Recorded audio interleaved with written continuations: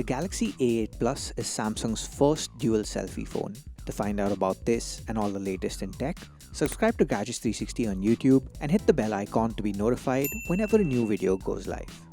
The 2018 edition of the Samsung Galaxy A8 Plus has launched in India. Here's a quick look of what you get in the box.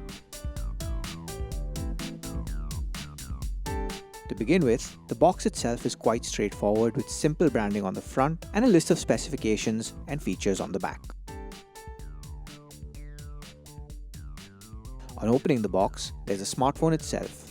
Under the flap, you find the envelope that houses a SIM ejector tool, a quick start guide, and a hardback cover for the A8 Plus. Keeping the smartphone aside, the box also reveals other accessories including a power adapter, a regular pair of Samsung bundled earphones, and a USB Type-C cable. Let's move the box aside and come back to the phone itself.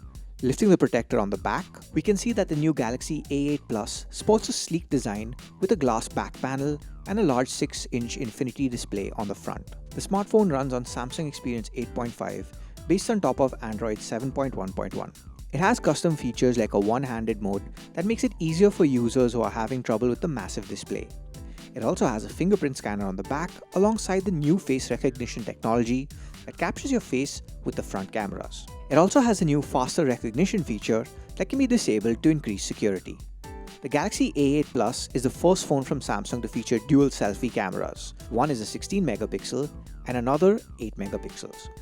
The camera setup is equipped with live focus that offers an experience similar to portrait mode. Additionally, the smartphone is powered by the Exynos 7885 SoC, coupled with 6 GB of RAM and 64 GB of inbuilt storage. The phone will be available in India exclusively via Amazon.in starting January 20 and is priced at 32,990 rupees.